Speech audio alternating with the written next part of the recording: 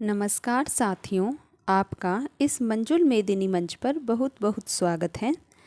हम class 11th की NCERT की बुक पॉलिटिकल थ्योरी के 4th लेसन पर हैं, जिसका नाम है सामाजिक न्याय। लास्ट क्लास में हमने जाना कि न्याय से अभिप्राय है जोड़ना और समाज में सामंजस्य बनाए रखने के लिए न्याय जरूरी होता है, जिसमें हम अच्छे के लिए पुरस्कृत करते हैं और बुरे के लिए दंडित करते हैं, ताकि अच्छे कर्मों को प्रोत्साहित किया जा सके। अब हम अपनी बात को आगे बढ़ाते हैं और 3 नए कॉन्सेप्ट को जानेंगे, जिसमें हम पढ़ेंगे कि समान लोगों के प्रति समान बर्ताव का क्या अर्थ होता है, समानुपातिक न्याय से क्या अभिप्राय है और विशेष ज़रूरतों का विशेष ख्याल जो सिद्धांत है वह क्या है। नेक्स्ट हम एक कॉन्सेप्ट और देखेंगे, जिसमें हम न्यायपूर्ण बंटवारे की बात करते हैं। तो आज हम इन चारों कॉन्सेप्ट को क्लियर करेंगे। न्याय के ये जितने भी कॉन्सेप्ट हैं ये सभी इम्पोर्टेंट हैं, इसलिए आप इनको ध्यान से सुनेंगे। आपको एक एक अक्षर इसलिए ही पढ़ाया जाता है ताकि हमें इसके सभी शब्द अच्छे से क्लियर हों और उनके अर्थ को भी हम समझ पाएँ। समान लोगों के प्रति समान बर्ताव। हालांकि आधुनिक समाज में तमाम लोगों को समान महत्व देने के बारे में आम सहमति है। वो आम सहमति क्या है? जब हम कहते हैं कि समाज में सभी लोगों के साथ समान व्यवहार किया जाना चाहिए, तो वह समान व्यवहार क्या होगा और कौन से व्यक्ति किस आधार पर समान होंगे? तो हमें यह सुनिश्चित करना होता है कि समानता किस आधार पर मानी गई है और न्याय का अर्थ क्या है।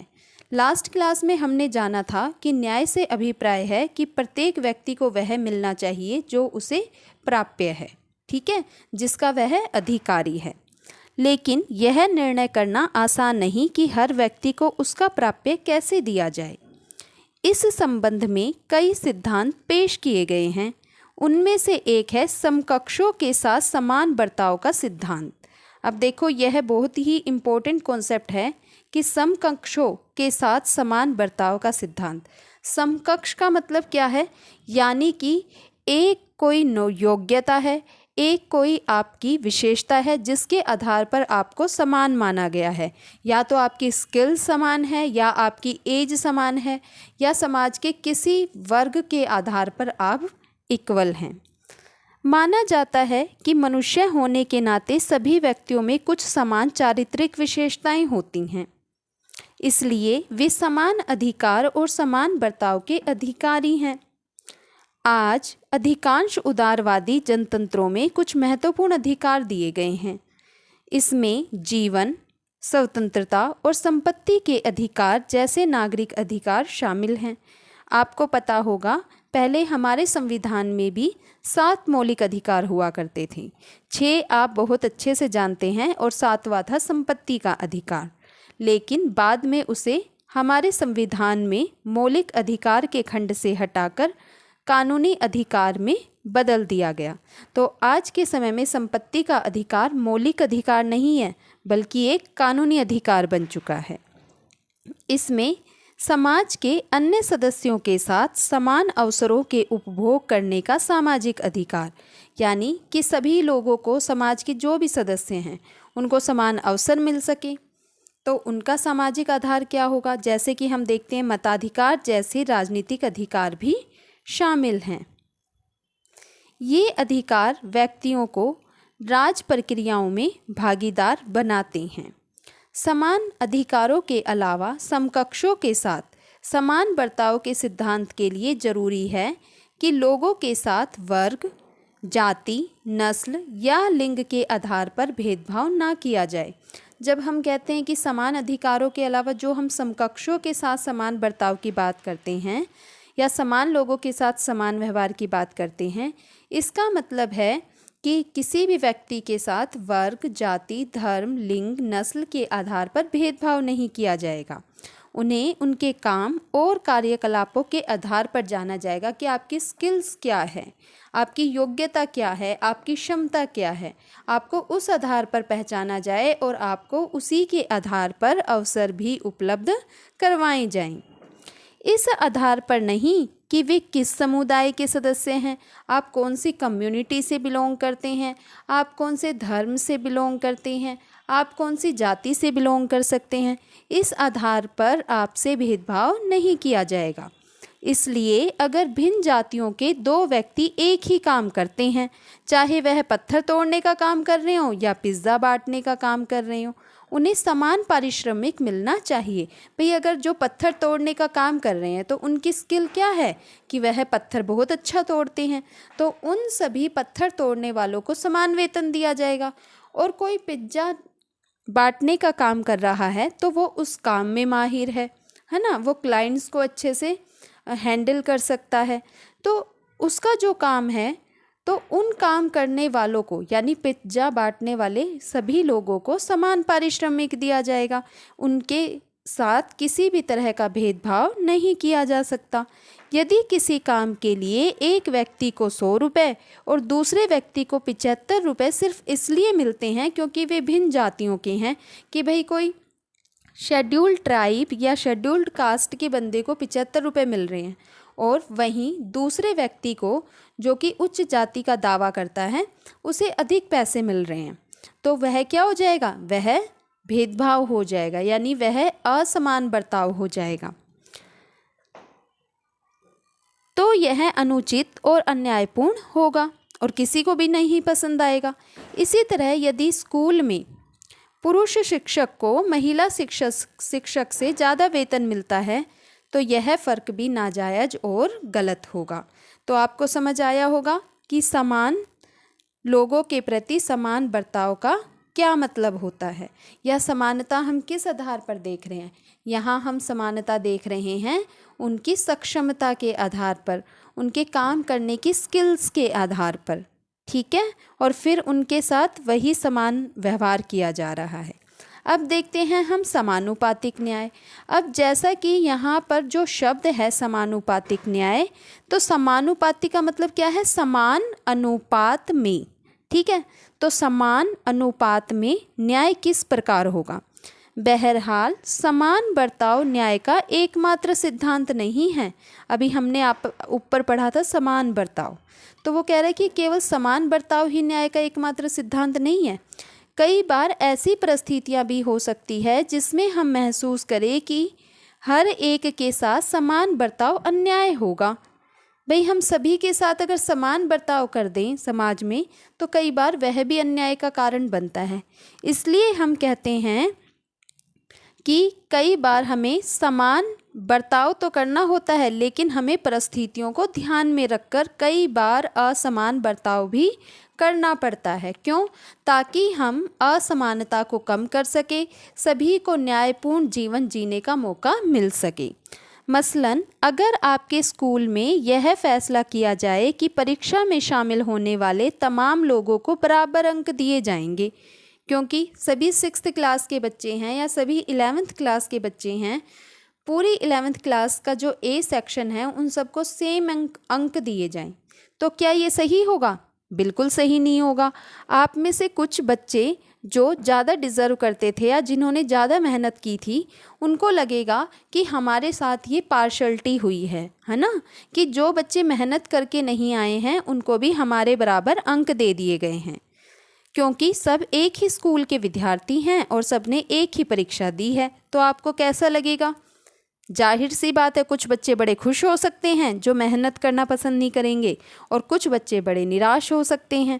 हो सकता है कि वो आगे पढ़ना ही छोड़ दें या मेहनत करना ही छोड़ दें। यहाँ आप ज़्यादा यह उचित समझेंगे कि छात्रों को उनकी उत्तर पुस्तिकाओं की गुणवत्ता और संभव हो तो इसके लिए उनके द्वारा किए गए प्रयास के अनुसार अंक दिए जाएं। दूसरे शब्दों में सबके लिए समान अधिकार की दौड़ में एक ही शुरुआती रेखा निर्धारित करने के बावजूद ऐसे मामलों में न्याय का मतलब होगा कि लोगों को उनके प्रयास के पैमाने और अर्हता के अनुपात में पुरस्कृत करना। यानी आपने क्या प्रयास किया, आपकी स्किल्स क्या थी, आपने कितना अच्छा आंसर लिखा, उसके आधार पे आपको अंक दिए जाए तो वह समानता का प्रतीक होगा। उसे हम कहेंगे समानुपातिक न्याय, है ना, यानी कि समान अनुपात में न्याय करना। बेशक आप 11वीं क्लास के स्टूडेंट थे, बेशक आप एक ही स्कूल के विद्यार्थी थे, लेकिन जिस विद्यार्थी ने जो मेहनत की है वो उसकी आंसर शीट में दिखाई देगी और उसी के आधार पर उनको मार्क्स दिए जाएं। अधिकांश लोग सहमत होंगे कि यूं तो लोगों को समान काम का समान दाम मिलना चाहिए, लेकिन किसी काम के लिए वांछित मेहनत, कौशल और संभावित खतरे आदि कारकों को ध्यान में रखते हुए अलग अलग काम के लिए अलग अलग पारिश्रमिक का निर्धारण उचित और न्यायसंगत होगा। कि भाई ऐसा नहीं हो सकता ना कि एक शिक्षक को, एक डॉक्टर को, एक खिलाड़ी को, है ना, या फिर एक जूता बनाने वाले को, सभी को आप समान इनकम तो नहीं दे सकते, समान सैलरी तो सभी की नहीं हो सकती। क्यों नहीं हो सकती?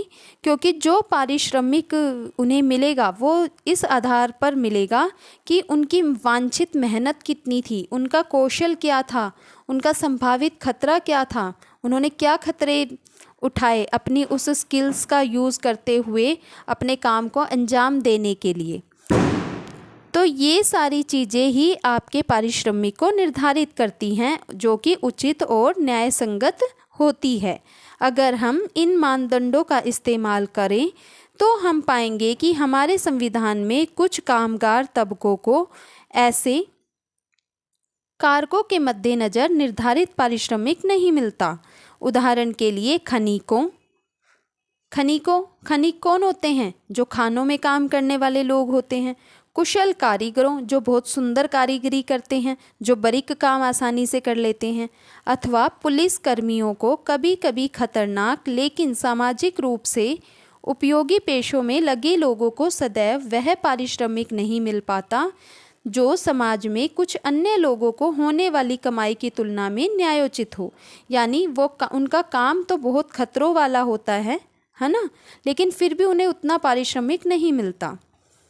समाज में न्याय के लिए समान बर्ताव के सिद्धांत का समानुपातिकता के सिद्धांत के साथ संतुलन बिठाने की ज़रूरत है। यानी कि आपकी स्किल्स क्या है, आपका काम करने में खतरा क्या है, उन सबको ध्यान में रखकर उसी के अनुपात में आपका वेतन भी निर्धारित किया जाए। नेक्स्ट है विशेष ज़रूरतों का विशेष ख्याल। न्याय के जिस तीसरे सिद्धांत को हम समाज के लिए मान्य करते हैं वह पारिश्रमिक या कर्तव्यों का वितरण करते समय लोगों की विशेष ज़रूरतों का ख्याल रखने का सिद्धांत है। विशेष ज़रूरतों का ख्याल कैसे रखेंगे हम?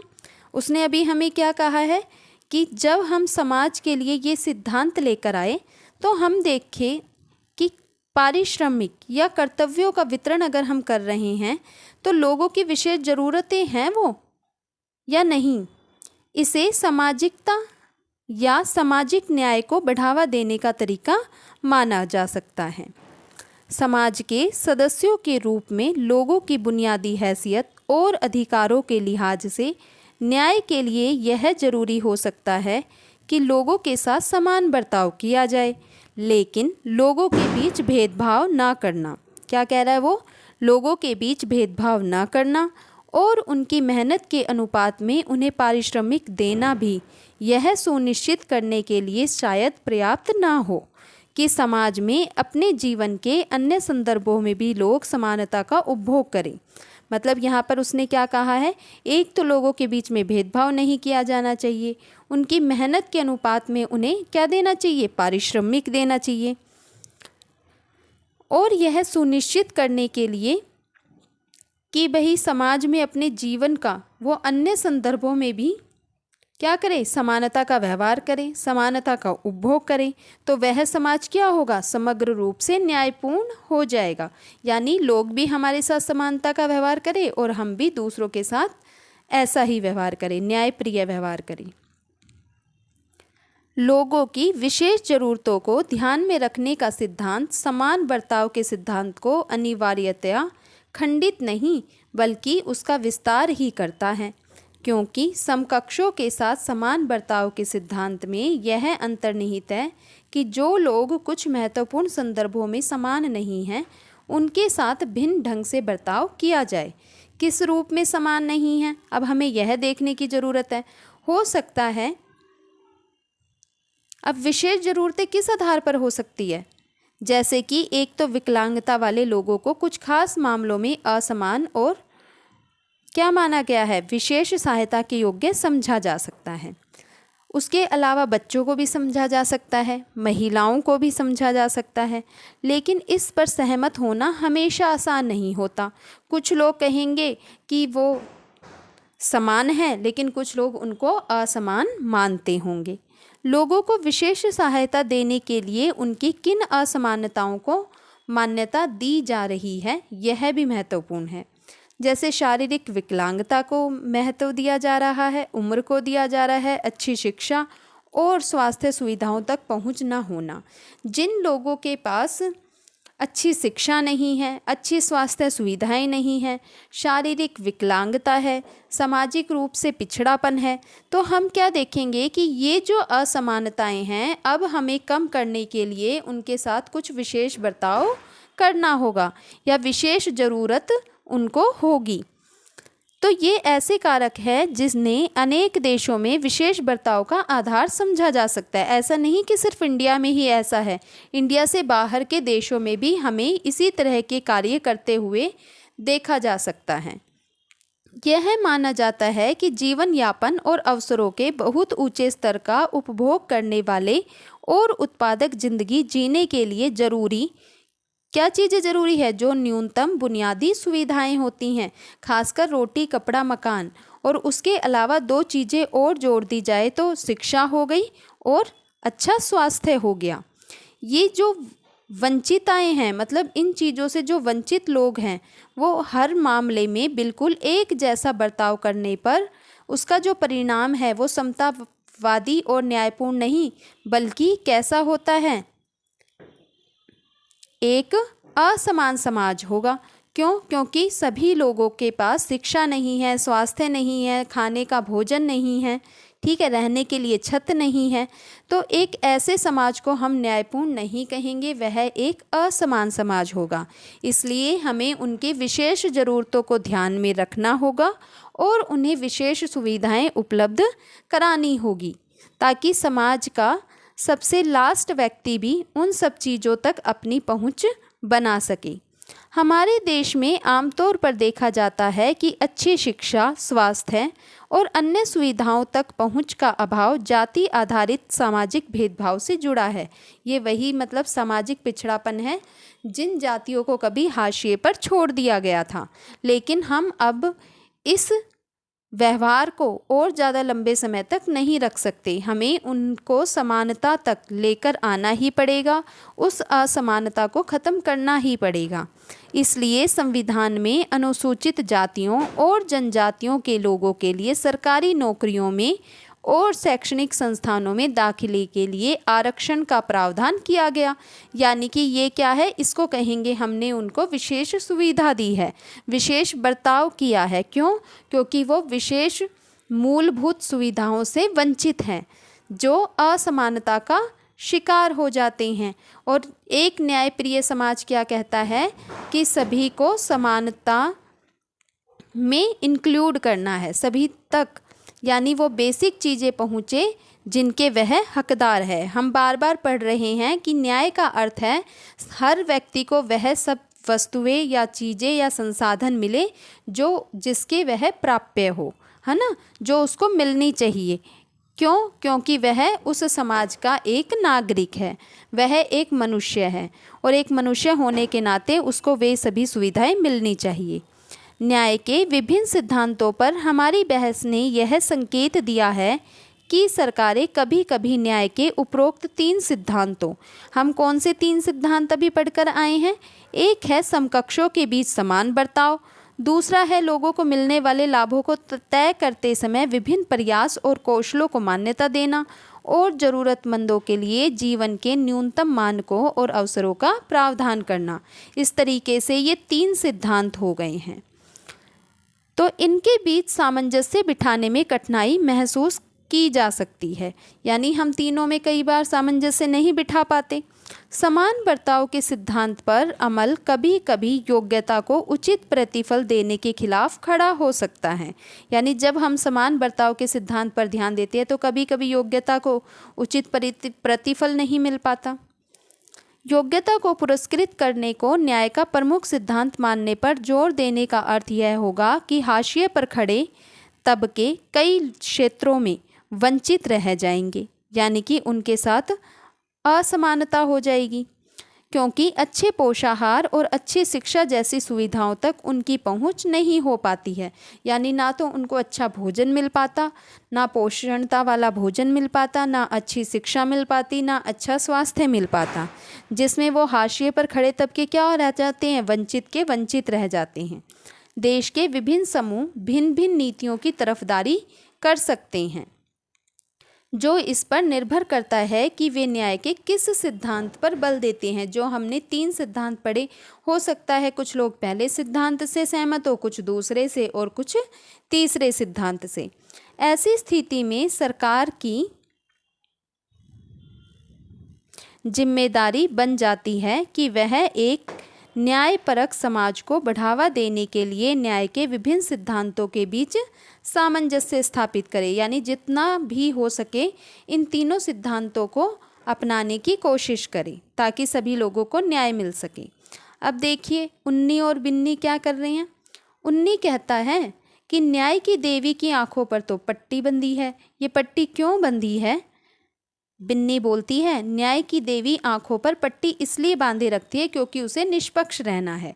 एक्चुअल में वह पट्टी इस चीज़ का प्रतीक है कि उसके लिए दोनों समान है, चाहे कोई भी पक्ष हो वह निष्पक्ष रूप से निर्णय लेगी। लेकिन उन्नी क्या कहता है, बिल्कुल ठीक उसे निष्पक्ष रहना है, लेकिन अगर वह आंखों पर पट्टी बांधे रहेगी तो लोगों की विशेष ज़रूरतों को कैसे देखेगी। इसका बोलना भी ठीक है, लेकिन यहाँ पर निष्पक्ष रहना आंखों पर पट्टी बांधने का क्या अर्थ है न्याय की देवी का, कि वह निष्पक्ष है। वह क्या देखेगी, वह प्रूफ देखना चाहती है। अगर आप यह साबित कर देते हैं कि आप सच्चे हैं, चाहे कोई भी पक्ष हो, तो वह उन सबूतों की ओर ध्यान देगी, उस पर विचार विमर्श करेगी और उसी आधार पर वह निर्णय लेगी कि कौन सा पक्ष सही है और कौन सा गलत। न्यायपूर्ण बंटवारा। समाज में सामाजिक न्याय पाने के लिए सरकारों को यह सुनिश्चित करना होता है कि कानून और नीतियां सभी व्यक्तियों पर निष्पक्ष रूप से लागू हो, यानी कि कानून की नज़र में सभी समान होने चाहिए, सभी के साथ समान व्यवहार किया जाए। न्यायपूर्ण बंटवारे की बात हो रही है, इसका मतलब है समाज में कहीं ना कहीं ऐसा है कि संसाधनों का असमान बंटवारा है।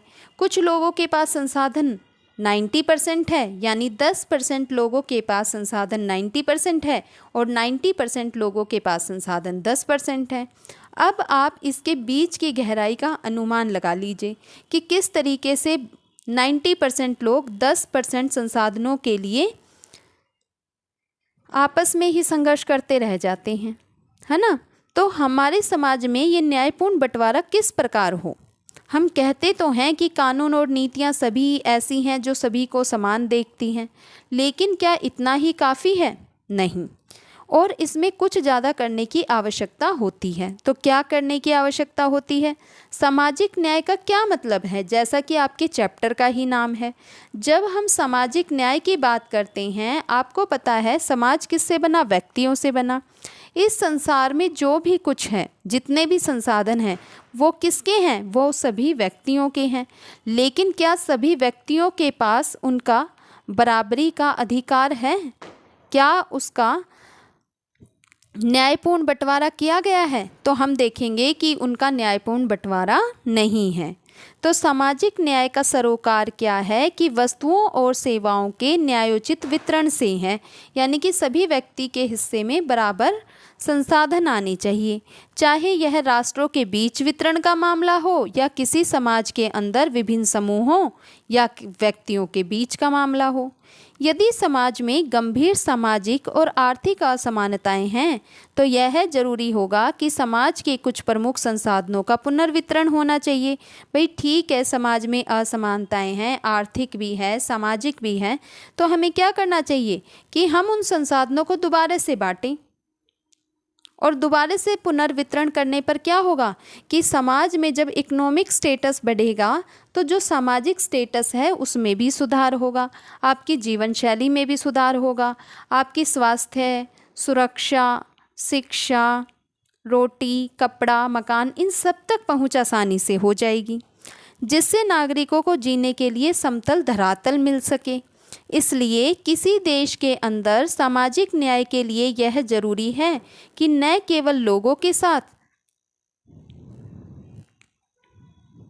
समाज के कानूनों और नीतियों के संदर्भ में समान बर्ताव किया जाए, बल्कि जीवन की स्थितियों और अवसरों के मामले में भी वे कुछ बुनियादी समानता का उपभोग करें। यह हर व्यक्ति के लिए जरूरी माना गया कि वह अपने उद्देश्यों के लिए प्रयास कर सके और स्वयं को अभिव्यक्त कर सके। और वो कब कर पाएगा? जब उसको वो बुनियादी समानता मिलेगी, यानी वो बुनियादी ज़रूरतों को पूरा कर सके। ठीक है, जिसकी हम बार बार बात कर रहे हैं। एक व्यक्ति का पेट अगर खाली है तो वह वोट के अधिकार का उसके लिए कोई महत्व नहीं है। क्या करेगा वो उस वोट के अधिकार का? अगर उसके पेट में रोटी ही नहीं है तो वह पहले अपने पेट की भूख मिटाएगा और हो सकता है कि वह अपने वोट के अधिकार को ही बेच दे। तो इसलिए सरकार को इनकी बेसिक ज़रूरतों को ज़रूर ध्यान में रखना चाहिए। उदाहरण के लिए हमारे देश में सामाजिक समानता को बढ़ावा देने के लिए संविधान ने छुआछूत की प्रथा का उन्मूलन किया। इस प्रथा का उन्मूलन करना भी ज़रूरी था। क्यों? क्योंकि आपको पता होगा कि इन समाज में इन जातियों के लोगों को हमेशा निचली या पिछड़ी तरीके से रखा गया और हम देखते हैं कि उनको ना तो मंदिरों में जाने का अधिकार हुआ करता था, ना वे ऊंचे पद पर नौकरी कर सकते थे और ना ही उन्हें कुओं पर पानी भरने की छूट दी गई थी। आप देखेंगे कि किस तरीके से वे उनसे घरेलू काम करवाते थे या निम्नतर काम करवाते थे, जो कि समाज में बहुत ही अन्यायपूर्ण था। तो ये जो बुनियादी ज़रूरतें थीं इनसे भी इन लोगों को रोका गया। विभिन्न राज्य सरकारों ने जमीन जैसे महत्वपूर्ण संसाधन के अधिक न्यायपूर्ण वितरण हो सके, इसलिए वो क्या लेकर आए? भूमि सुधार कानून लेकर आए। तो ये जो कदम उठाए गए थे ये इन्हीं चीज़ों को ध्यान में रखकर उठाए गए ताकि भूमि का क्या हो सके? न्यायपूर्ण बंटवारा हो सके। छुआछूत को ख़त्म किया गया। क्यों किया गया? ताकि उनका सामाजिक स्टेटस सुधरे। समाज में न्याय की स्थापना से जुड़े कुछ सवाल सामने खड़े हैं। क्या संसाधनों का वितरण और शिक्षा तथा नौकरियों तक समान पहुंच सुनिश्चित की जाए, और यदि हाँ तो कैसे? ऐसे मामलों में मत भिन्नता समाज में उग्र भावावेश पैदा करती है। उग्र भावावेश का मतलब क्या है? यानी कि मन के अंदर कटुता लेकर आती है ना? और कभी कभी हिंसा भी भड़का देती है। लोग मानने लगते हैं कि उनके और उनके परिवारों का भविष्य तो दांव पर लग जाएगा और पता नहीं हमारी कितनी पीढ़ियां इसी तरीके से गरीबी में अपना जीवन बिता देंगी। हमें क्रोध और हिंसा के ऐसे भी मामले याद हैं जो कभी हमारे देश के शैक्षणिक संस्थानों में या सरकारी नौकरियों में सीट आरक्षण के प्रस्तावों से फूटते रहे हैं। बहरहाल राजनीतिक सिद्धांत के विद्यार्थी होने के नाते न्याय के सिद्धांत की अपनी समझदारी के आलोक में हमें ठंडे दिमाग से इन मुद्दों की जांच परख करने में समर्थ होना चाहिए। क्या वंचितों की सहायता की योजनाएं न्याय सिद्धांत की कसौटी पर खरी मानी जा सकती हैं? अगले खंड में हम सुप्रसिद्ध राजनीतिक दार्शनिक जॉन रोल्स द्वारा प्रस्तुत न्यायोचित वितरण के सिद्धांत पर चर्चा करेंगे। ये एक इम्पोर्टेंट सिद्धांत है जो हम अगली क्लास में चर्चा करेंगे। रोल्स ने तर्क दिया है कि समाज के न्यूनतम सुविधा प्राप्त सदस्यों को सहायता देने की ज़रूरत स्वीकार करने के लिए बेशक युक्तिसंगत औचित्य हो सकता है। तो रोल्स का न्याय का सिद्धांत बहुत ही इम्पोर्टेंट है एग्ज़ाम की दृष्टि से। तो ये हम नेक्स्ट क्लास में डिस्कस करेंगे। आज हमने 4 नए कॉन्सेप्ट को सीखा। आशा करते हैं कि आपको समझ आया होगा। धन्यवाद। आपका दिन शुभ हो। अगर आपको हमारी क्लास अच्छी लगती है तो आप लाइक सब्सक्राइब कर सकते हैं। धन्यवाद।